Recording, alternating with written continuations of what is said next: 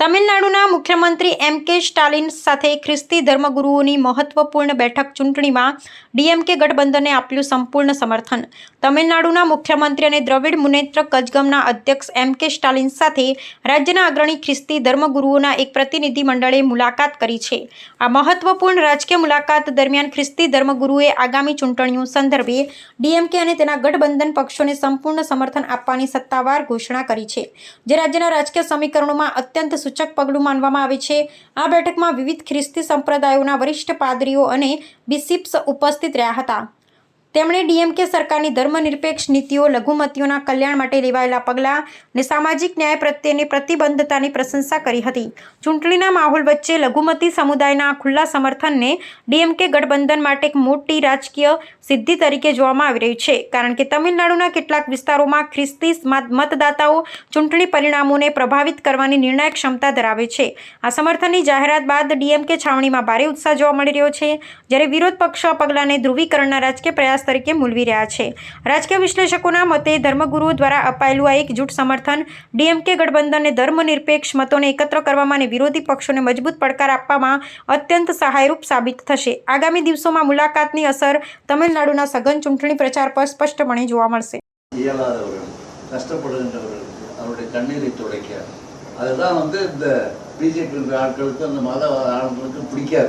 தொண்டு செய்வது, மக்களுக்கு கண்ணீரை துடைப்பது, அவர்களோடு பயணிப்பது, அவருடைய கஷ்டத்துக்கு பங்கு கொள்வது என்ற பிலாசபிலாம் அவங்ககிட்ட கிடையவே கிடையாது.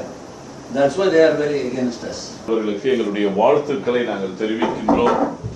உங்களுடைய குரல் மிக வலிமையாக, பலத்த குரலாக டீலிமிட்டேஷன் பில்லுக்கு குரல் கொடுத்ததைப் போல, நீதியை நிலைநாட்டியதைப் போல நீங்கள் இன்னும் பல issues and concerns, not only the Christian minority but also at large, எல்லாருக்கும் எங்கெல்லாம் வாழ்வு அச்சுறுத்தப்படுகிறதோ நீங்கள் குரல் கொடுத்து நீங்கள் எப்பொழுதும் நீதி நிலைநாட்ட இருப்பதற்காக எங்கள் மகிழ்ச்சி.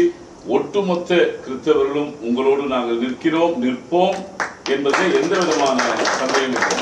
தேங்க்யூ. தொடர்ந்து உங்களுடைய பயணம் நிச்சயமா வெற்றி சிறக்கும் என்று சொல்ல எங்களுக்கு எந்த சந்தேகமும் இல்லை, எந்த கொஞ்சம் கூட டவுட் இல்லை. அதே போல் இப்போ நாங்கள் கூடி வந்திருக்கிற நோக்கத்திலையும் எல்லா பிஷப்ஸும் சொன்னது போல நீங்கள் தீவிரமாக நிற்க நாங்கள் உங்கள் ஜெபத்தால் தாங்குகிறோம். முதல் முறையாக ஒரே தலைவர் இந்தியாவில் இந்த சட்டத்தை எதிர்த்து, மசோதாவை எதிர்த்து குரல் கொடுத்துருக்காங்க. அதே போல் எம்பி வில்சன் அவங்களும் பார்லிமெண்ட்டில் பேசியிருக்காங்க. எப்படி இந்த தொகுதி மறுவரை அந்த மசோதாவை தோற்கடித்தீங்களோ அதே போல் இதையும் தோற்கடித்து எல்லோருக்கும் நான் செய்கிற தொண்டு எல்லா மதங்களை கடந்த எல்லாருக்குமான தொண்டு, கல்வி, மருத்துவம் போன்ற ஏழை குழந்தைகள் இது போன்ற அவர்களுக்கெல்லாம் தொண்டு செஞ்சுருக்கோம், காலகாலமாக செஞ்சுட்டு இருக்கோம். ஏன்னா முதல்ல இஸ்லாமிய சகோதரர்களை தனிமைப்படுத்தி அவங்கள நசுக்கினாங்க. இப்போ அடுத்து கிறிஸ்துவ இந்த சிறுபான்மையினரை தனிமைப்படுத்தி அழிக்க, குரல் வலையை நெரிக்க அவங்க முயற்சி பண்ணுறாங்க. எனவே உங்கள்கிட்ட வந்துட்டு எங்களுடைய நம்பிக்கை நீங்க தான். எஃப்சிஆர் கடந்த 10 ஆண்டுகளில் மட்டும் 20,200 எஃப்சிஆரை கேன்சல் பண்ணியிருக்காங்க. அதில் 70% கிறிஸ்துவ மக்கள் சார்ந்த அந்த எஃப்சிஆர். அது போதாதுன்னு இன்னும் அதிக எங்களுக்கு தாக்கத்தை ஏற்படுத்தக்கூடிய இந்த அமெண்ட்மெண்ட் பில் கொண்டு வர இருக்கிறார்கள். உங்களால் மட்டும்தான் இந்த சிறுபான்மை மக்கள், அதுவும் குறிப்பிட்ட நம்மளுடைய கிறிஸ்துவ சமுதாயத்தை காப்பாற்றக்கூடிய ஒரு முக்கியமான ஒரு செயலாக இது இருக்கும். எப்படி நீங்க டீலிமிட்டேஷன் அந்த பில்லை அந்த அமெண்ட்மெண்ட் பில்லை நீங்க டிஃபீட் பண்ணீங்களோ அதே போல எங்களுக்கு இந்த எஃப்சிஆர் அமெண்ட்மெண்ட் பில்லையும் டிஃபீட் பண்ணி தர நாங்க எல்லா கிறிஸ்துவர்களும் உங்களை அதிகமாக வேண்டி கேட்டுக்கொள்கிறோம். இதை கண்டிப்பா நீங்க செய்வீங்கன்றதை உறுதியா நாங்க விசுவாசிக்கிறோம். God bless you.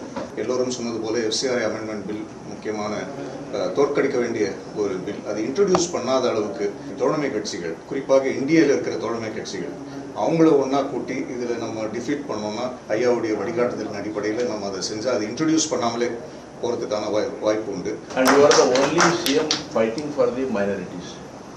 Continuously you are reading and seeing in the TVs. The delimitation bill that was defeated